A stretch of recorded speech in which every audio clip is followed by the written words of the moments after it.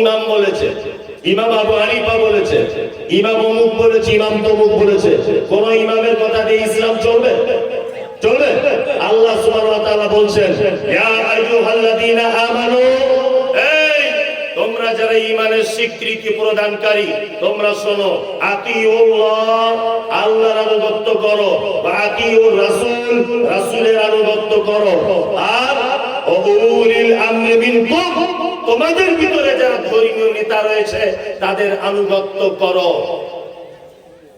এইখানে যারা মাযহাব মেনে চলে, মানে পীর ফকিরের দল, এরা ফতোয়া দিচ্ছে যে আল্লাহ বলেছে ওয়া উলিল আমরি মিনকুম, তোমাদের ভিতরে যারা নেতা রয়েছে তাদের মেনে চলো, তার মানে আমাদের পীর সাহেবকে মেনে চলার কথা বলেছে।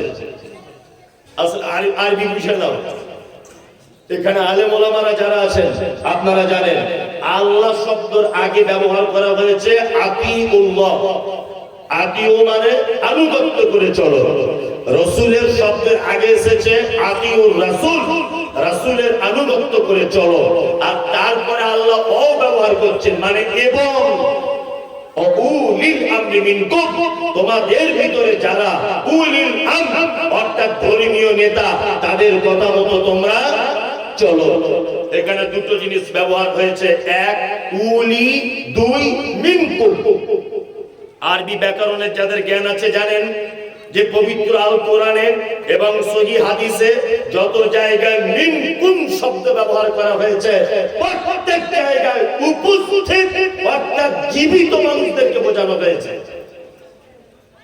এই দেখুন কোরআন মাজিদে বলা হচ্ছে, ওমান কানা মিনকুম মারিজান আও আলা সাফারিন ফাইদ্দাতুম মিন আইয়ামিন উখার।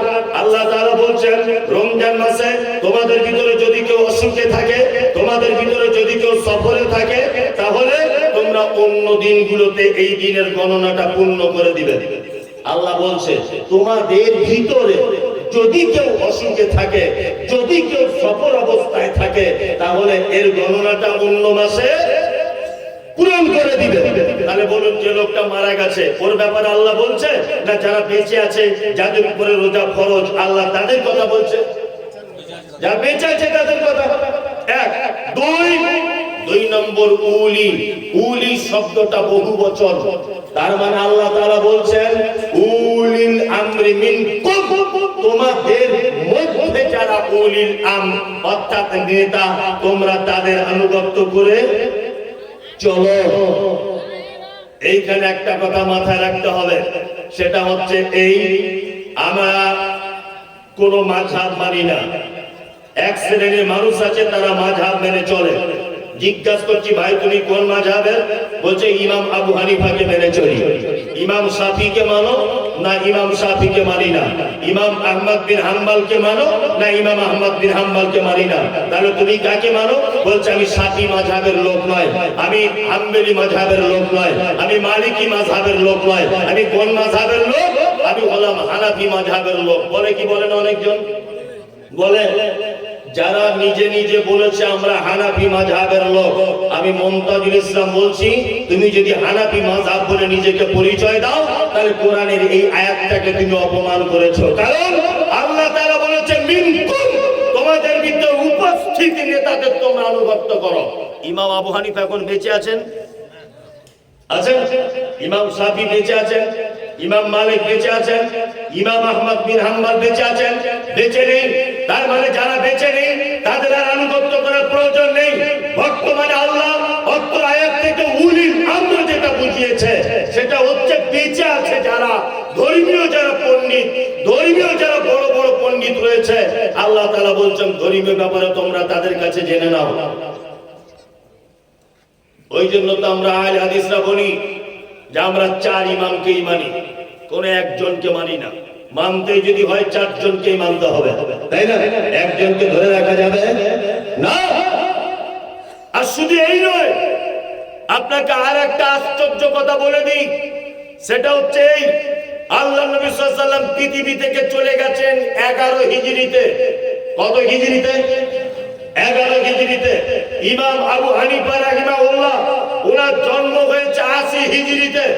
তার মানে আল্লাহ নবী সাল্লাল্লাহু আলাইহি ওয়াসাল্লাম মারা যাবার 69 বছর পরে ইমাম আবু হানিফার জন্ম হয়েছে। নিশ্চয়ই মায়ের পেট থেকে আবু হানিফা ইমাম হয়ে আসেনি, পড়াশোনা করতে হয়েছে মিনিমাম 10 বছর। তাহলে ইমাম আবু হানিফা ইমাম হওয়া পর্যন্ত আর মুহাম্মদ সাল্লাল্লাহু আলাইহি ওয়াসাল্লাম পৃথিবী থেকে চলে যাওয়া এই টাইমটার ব্যবধান হচ্ছে 79 বছর। যারা বলছে মাযহাব না মানলে মুসলমান থাকা যাবে না, সেই সমস্ত বন্ধুদের কাছে আমার প্রশ্ন, বলো এই 79 বছরের মাঝখানের লোকগুলো কোন ইমাম মেনে চলতো? তাহলে তারা সব জাহান্নাম চলে যাবে? শুধু এই নয়, টোটাল ইমাম আবু হানিফা মারা গেছেন 150 হিজরিতে, ইমাম শাফি জন্ম হয়েছে 150 হিজরিতে। টোটালে 300 হিজরির ভিতরে সমস্ত আইম্মায়ে কেরামগণ পৃথিবী থেকে চলে গেছেন।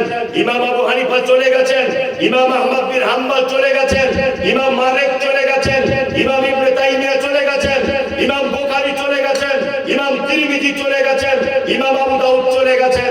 300 হিজরির ভিতরে পৃথিবীর সমস্ত আইম্মায়ে কেরামগণ চলে গেছেন। তখনো পর্যন্ত কোনো মাযহাব টাযহাব কিছু ছিল না, তখনো শবে বরাত ছিল না, তখনো নবী দিবস ছিল না। তারও 150 বছর পরে, তারও 150 বছর পরে মাযহাবের জন্ম হয়েছে। তার মানে আল্লাহ নবী সাল্লাল্লাহু আলাইহি ওয়াসাল্লাম মারা যাবার 450 বছর পরে এই মাযহাবের জন্ম হয়েছে। আল্লাহ নবী সাল্লাল্লাহু আলাইহি ওয়াসাল্লামের চলে যাবার 450 বছর পরে শবে বরাতের জন্ম হয়েছে। আল্লাহ নবী সাল্লাল্লাহু আলাইহি ওয়াসাল্লাম মারা যাবার 450 বছর পরে ইয়া নবী সালাম আলাইকা দুরূদ আবিষ্কার হয়েছে। আল্লাহ নবী সাল্লাল্লাহু আলাইহি ওয়াসাল্লাম মারা যাবার 450 বছর পরে আলা হযরতের জন্ম হয়েছে। এই সমস্ত লোক যারা বলছে আলা হযরত নকশবন্দিয়া, চিশতিয়া, মুজাদ্দিদিয়া, ফুরফুরা, আজমিরি, কাশ্মীরি যত দল রয়েছে সব কিছু আল্লাহ নবী সাল্লাল্লাহু আলাইহি ওয়াসাল্লাম মারা যাবার 450 বছর পরে জন্ম হয়েছে। তার মানে এদের সঙ্গে মুহাম্মদ সাল্লাল্লাহু আলাইহি ওয়াসাল্লামের আমলে সুন্নতের কোনো মিল পাওয়া যায় না, সবটাই ভ্রান্ত এবং পথভ্রষ্ট। আল্লাহ নবী সাল্লাল্লাহু আলাইহি ওয়াসাল্লাম বলেছেন, তারাকতু ফীকুম আমরাইন লাম তাযিল্লু মা তামাসসাকতু বিহিমা কিতাবাল্লাহি ওয়া সুন্নাতি রাসূল। পৃথিবীতে তোমরা অতদিন পর্যন্ত সফলতায় থাকবে, অতদিন পর্যন্ত তোমরা মাথা উঁচু করে দাঁড়িয়ে থাকতে পারবে, যতদিন পর্যন্ত তোমরা দুটো জিনিসকে ধরে থাকবে। এক হচ্ছে কিতাবুল্লাহ, আল্লাহর কিতাব, আর দ্বিতীয় হচ্ছে মুহাম্মদ সাল্লাল্লাহু আলাইহি ওয়াসাল্লামের সুন্নাত। এই দুটো জিনিস বাদ দিয়ে মানুষ যখন তৃতীয় কোনো জায়গায় যাবে, তখন আল্লাহর পক্ষ থেকে মুসলমানরা মার খাবে। খাবে না? খাবে। বর্তমানে খাচ্ছে কি খাচ্ছে না? খাচ্ছে। বর্তমান মুসলমানরা যত জায়গায় মার খাচ্ছে, তার সব থেকে বড় কারণ বা সব থেকে বড় দোষ হচ্ছে এই হুজুরেরা। কারণ এরা দুটো জিনিস থেকে মানুষকে সরিয়ে দিয়েছে। এক হচ্ছে পবিত্র আল কোরআন, দুই মুহাম্মদ সাল্লাল্লাহু আলাইহি ওয়াসাল্লামের সহিহ হাদিস।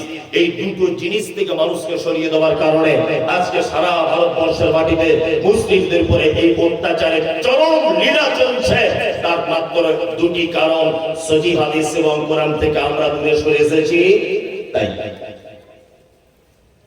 এদের কোনো অস্তিত্ব ছিল না, কোন অস্তিত্ব এদের ছিল না। আল্লাহু আকবার। এগুলো শুধু ব্যবসা, ব্যবসার আর কিছু না, টাকার খেলা, এছাড়া আর কিছু না। আল্লাহ তুমি আমাদের সকলকে সঠিক ইসলাম বোঝার তৌফিক দান করো, আমিন। আল্লাহ সুবহানাহু ওয়া তাআলা নবী মুহাম্মদ সাল্লাল্লাহু আলাইহি ওয়াসাল্লামকে ভালোবাসার কথা পবিত্র আল কোরআনে একাধিক জায়গায় বলেছেন। আর আল্লাহ নবী সাল্লাল্লাহু আলাইহি ওয়াসাল্লামকে সাহাবীগণ কেমন ভালোবাসতেন, চমৎকার একটা হাদিস বলে দিই। উহুদের যুদ্ধ হয়েছিল কত হিজরিতে জানেন? কারো জানা আছে? জানা নেই? কত হিজরিতে? 3 হিজরিতে। কত হিজরি? 3। 2 হিজরিতে হয়েছে বদরের যুদ্ধ, আর 3 হিজরিতে হয়েছে উহুদের যুদ্ধ, তাই না? আমি উহুদের ময়দান নিজে চোখে দেখে এসেছি। আল্লাহ নবী সাল্লাল্লাহু আলাইহি ওয়াসাল্লামের 70 জন সাহাবীর কবর রয়েছে উহুদের মাঠে। 70 জন। হাজী সাহেব যারা আছেন আপনারা খুব ভালো করে জানেন, যে উহুদের মাঠে 70 জন সাহাবীর কবর প্রাচীর দিয়ে ঘেরা আছে। প্রাচীরটা এইরকম উঁচু, উপরে গ্রিল দেওয়া আছে যাতে মানুষ ঢুকে না যেতে পারে। ওখানে কোনো দোয়া করা যায় না, কিছু চাওয়া যায় না। একজন সাহাবীর কবরের উপরে চাদর চড়ানো নেই, ফুল দেওয়া নেই, ধূপবাতি মোমবাতি আগরবাতি কিছু নেই। ফাঁকা আসমানের তলাতে আল্লাহর নবীর সাহাবীরা শুয়ে আছেন। আল্লাহু আকবার। উহুদের যুদ্ধের আগের দিন বিকাল বেলাতে এই ঘটনাটা শুনলে আমার ঈমান বেড়ে যাবে। আপনার নবীর প্রতি কত ভালোবাসা দেখুন। আগের দিন রাত্রির বেলাতে আর বিকাল বেলাতে আল্লাহর নবী একজন সাহাবীর বিবাহ করিয়েছেন। তার নাম হানজালা। কি নাম? হানজালা। তার বিবাহ করিয়েছেন। বিবাহর কাজ সম্পূর্ণ করার পরে আল্লাহ নবী সাল্লাল্লাহু আলাইহি ওয়াসাল্লাম নিজে আনন্দ করে খোরমা বা খাজুর সাহাবীদের ভিতরে নিজে হাতে বিলি করেছেন। হানজালা তার স্ত্রীকে নিয়ে রাতের বেলা বিছানায় শুয়েছেন। রাতের বেলা স্বামী স্ত্রী মিলনও করেছে। আল্লাহ নবীর প্রতি ভালোবাসা দেখুন। স্বামী স্ত্রী মিলন হয়েছে, গভীর রাত হয়েছে। আল্লাহ নবী সাল্লাল্লাহু আলাইহি ওয়াসাল্লাম যুদ্ধের ডাক দিলেন, এখনই উহুদের মাঠে যেতে হবে, মুশরিকদের সঙ্গে যুদ্ধ। হানজালা নতুন স্ত্রী বিছানা থেকে লাফ দিয়ে উঠে তাড়াতাড়ি করে তার যুদ্ধের সরঞ্জাম যা কিছু ছিল সবকিছু হাতে নিয়ে একদম দরজা খুলে বার হয়ে চলে গেছে। কোথায়? আল্লাহ নবী সাল্লাল্লাহু আলাইহি ওয়াসাল্লামের ডাকে। যাওয়ার সময় শুধু তার স্ত্রীকে কথাই বলছে যে আমি যদি বেঁচে যাই তাহলে তুমি হবে শহীদের, তুমি হবে গাজীর স্ত্রী, আর আমি যদি মারা যাই তুমি হবে শহীদের স্ত্রী। চুপচাপ মেরে থাকিও, টেনশন করো না, আমি আল্লাহর নবী ডেকেছেন তাই চলে যাচ্ছি। যুদ্ধ চলছে।